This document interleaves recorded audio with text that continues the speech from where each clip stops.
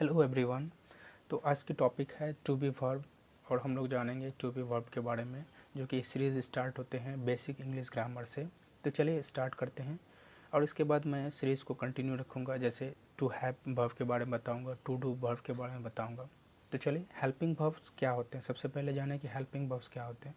तो आप लोग जानते होंगे कि हेल्पिंग वर्ब्स को भी कहते हैं एक्सिलरी वर्ब, जो यूज्ड होते हैं कोई मेन वर्ब जो होते हैं हेल्प करते हैं मेन वर्ब्स के टेंस को एक्सप्रेस करने के लिए।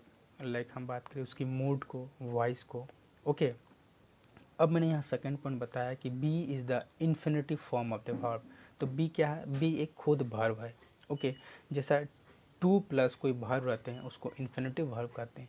मैं एग्जांपल में बताता हूँ, आई वांट टू गो, मैं जाना चाहता हूँ। ओके, तो टू के साथ क्या लगा? गो, तो गो एक वर्ब है। ओके, फिर मैं एग्जांपल देता हूँ, यू लाइक टू प्ले, तुम खेलना पसंद करते हो। ओके, तो यहाँ क्या है? टू के साथ प्ले यूज हुआ, प्ले क्या है? वर्ब है। मैं थर्ड एग्जांपल देता हूँ, रौनक हैज़ टू प्ले। ओके, तो रौनक को क्या है? खेलना पसंद है ना। तो टू के साथ क्या लगा? प्ले का यूज हुआ, प्ले क्या है? एक वर्ब है। रौनक हैज़ टू स्पीक इंग्लिश, रौनक को अंग्रेजी बोलनी चाहिए। ओके, है ना। तो यहाँ टू के साथ स्पीक लगा है तो ये वर्ब है। तो आप इसको समझ सकते हैं कि टू प्लस कोई वर्ब रहे उसको हम इन्फिनिटिव कहते हैं। ओके, तो टू का अर्थ होता है के लिए। अब इतना तो समझ गए। तो चलिए हम बात करते हैं second point, is am are present tense की। तो यहाँ एम का जो यूज़ होते हैं हर हमेशा किसके साथ होते हैं? आई के साथ होते हैं, और वो फर्स्ट पर्सन सिंगुलर नंबर के साथ होते हैं। ओके, अगर हम इज़ की बात करें तो सेकंड यहाँ पे लिखा मैंने, is for the third person singular. Is for the third person singular. तो सिंगुलर है तो सिंगुलर कहने का मतलब एक वचन। ओके, ही सी इट के साथ यूज़ होगा, जैसे राम है। ओके, और मैंने वी का जो यूज़ किए हैं, जैसा सॉरी आर का जो बताया है, जैसा are is the first person plural. तो आर का यूज़ कहाँ होता है? We are, you are, they are, horses. Okay, तो इसका ये क्या होते हैं? फर्स्ट पर्सन प्लूरल होते हैं, यानी बहुवचन होते हैं। अब मैंने second person singular and plural का बात करूँ, जैसा यू होता है ना, यू हर हमेशा सेकेंड फर्स्ट पर्सन भी होते हैं और सेकंड पर्सन भी होते हैं। यहाँ मैंने सेकंड पर्सन सिंगुलर और प्लूरल का बारे में बताया कि सेकंड पर्सन में वो सिंगुलर भी होते हैं, प्लूरल भी होते हैं। ओके, अब मैंने बताया है कि थर्ड पर्सन प्लूरल। तो थर्ड पर्सन प्लूरल में क्या क्या आते हैं? दे आर हो सकते हैं, वो भी आर ही यूज होंगे, देयर होंगे, दोज होंगे। ओके, बुक्स होंगे। एग्जाम्पल में मैं बता रहा हूँ कि आई एम टॉल। ओके, मैं लंबा हूँ। ही इज़ फुलिश, वो क्या है? वो बेवकूफ़ है। यू आर क्लेवर, तुम चालाक हो। ओके, और मैं एग्जांपल में बता रहा हूँ, दिस का अगर यूज़ करूँ कि दिस बॉय इज़ लेज़ी, ये लड़का आलसी है। इट इज़ रेड, इट के साथ क्या हमेशा इज का यूज होगा? इट इज़ रेड, यह लाल है। ओके, तो घोड़े बूढ़े हैं, तो हॉर्सेस आर ब्राउन। तो इस तरह से यूज़ होंगे इज एम आर।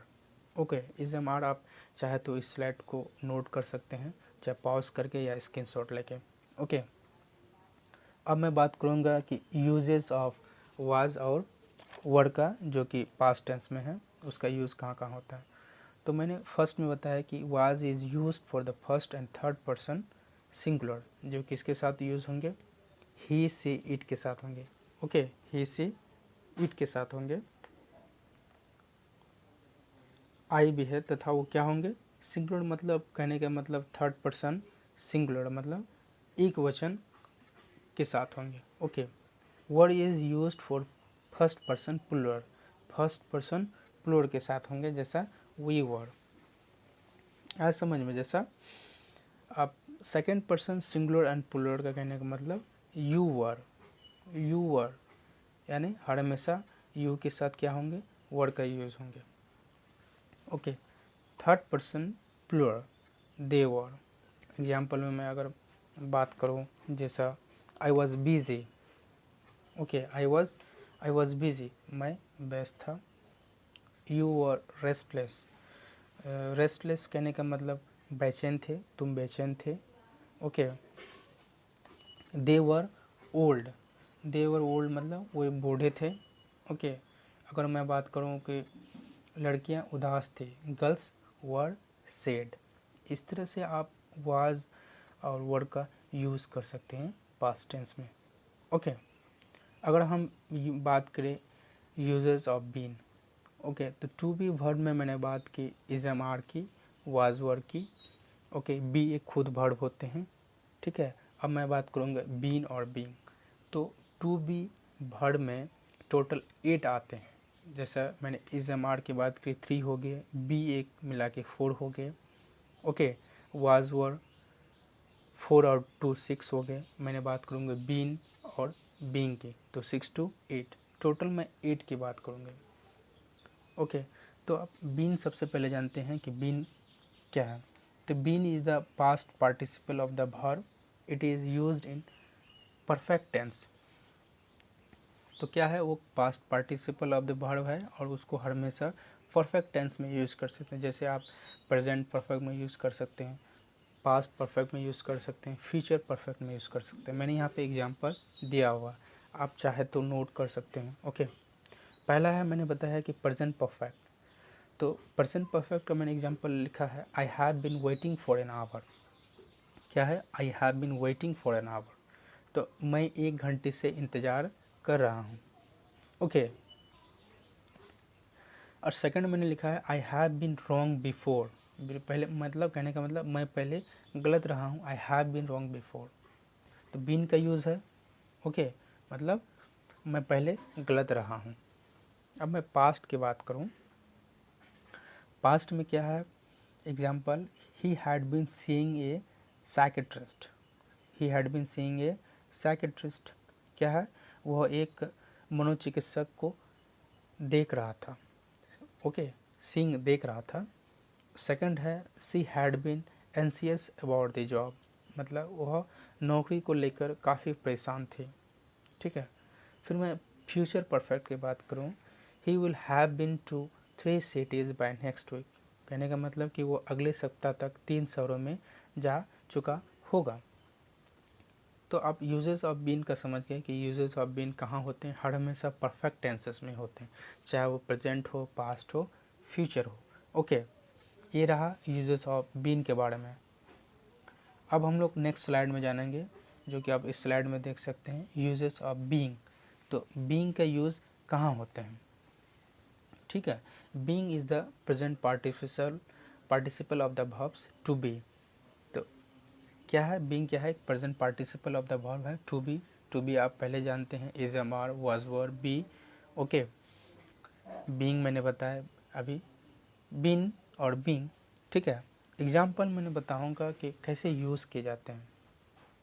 सबसे पहले मैंने लिखा है प्रेजेंट कंटिन्यूस की, पहले मैं बात की ही क्या है। जैसे एग्जाम्पल में I am being considered for the position, मेरे पद के लिए विचार किया जा रहा है।